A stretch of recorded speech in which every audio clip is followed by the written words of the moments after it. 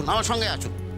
ওহ, এই সংসারের সব ঝামেলা উঠে সামলে উঠতে পারি না, তার উপর আবার উটকো ঝামেলা এসে কাঁধে জুটল। আর কি বলা যাবে, যত বয়স বাড়ছে তত। আসুন। দেখি, আরে বাবা, ওখানে দাঁড়িয়ে আছেন কেন? হ্যাঁ, চলুন চলুন, ভেতরে চলুন। এখানে আপনাদের থাকার ব্যবস্থা করা হয়েছে, বুঝেছেন? আমাদের সাহেব বড় বড় অতিথিদের এইখানে থাকার ব্যবস্থা করেন, যাকে তাকে এখানে থাকতে দেন না, বুঝতে পেরেছেন? যাকে তাকে মানে কি হারুদা?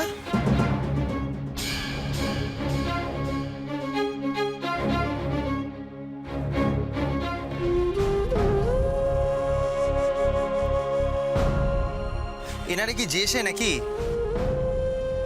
উনি হলেন তোমার ছোট দাদা বাবুর বউ, বুঝলে? কি যে বলো না অর্ক দাদা বাবু, আরে বাবা, বাড়ির বউ তো বাড়িতে থাকবে, সেই গেস্ট হাউসে থাকতে যাবে কেন? হ্যাঁ, তুমি না বড্ড বেশি কথা বলো, জানো তো হারুদা? হ্যাঁ, তা তো বলবেই। হারুদা কাজের সময় কাজই, কাজ ফুরলেই বাজে। যাকে এত কথা বলেন আপনি। এই যে শুনুন, আপনাদের সবকিছু দায়িত্ব সাহেব আমার কাঁধে দিয়েছি।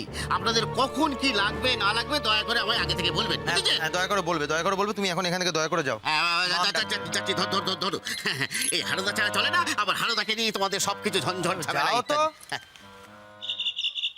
কিছু মাইন্ড করবেন না, উনি এরকমই, আমাদের ছোটবেলা থেকে বকাঝকা করে। আসুন। বাড়ির লোকেরাই যখন ঝিমলিকে মেনে নেয়নি, তখন কাজের লোকেরা দোষ কি?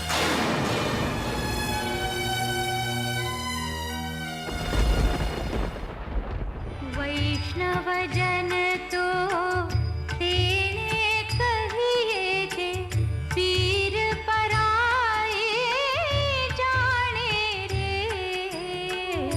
वैष्णव जन तो तेने कहिए जे पीर पराए जाने रे।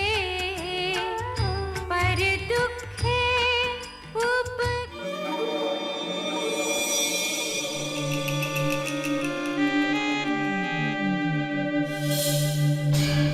मन अभिमान नाणे रे। तो तेने कहिए जे पीर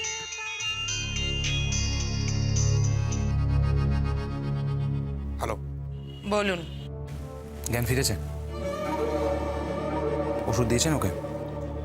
দিয়েছি, ওই একটু ঘোরের মধ্যে আছে। জ্ঞান ফিরতে একটু ছটফট করছিল, হাত মুখ তো বেঁধেই রেখেছি, তাও ভাবলাম একটু কড়া ডোজের ওষুধ দিয়েই দিই।